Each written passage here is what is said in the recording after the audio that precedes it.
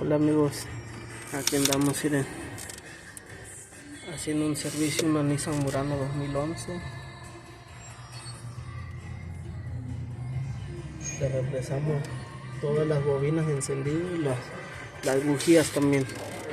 Esta troca ya me supongo ya traía este problema porque ya sus bujías le habían reemplazado las bujías, pero dos eran de diferente. Son misma marca pero diferente modelo. Miren, las que tiene aquí, las originales que tenía, traían de doble electrodo y esta nada más trae un electrodo. ¿Sí miran? Ok.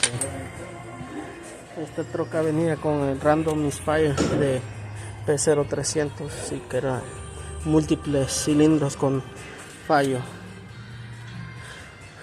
lo cual solo habían cambiado esta bujía y esta. La de acá tenía la vieja y las de atrás todas viejas, y las bobinas eran viejas también. Así que ya le cambiamos todas las bobinas, todas las bujías, y vamos a armar atrás ahorita.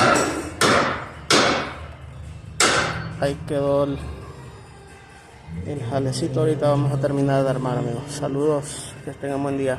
Bye.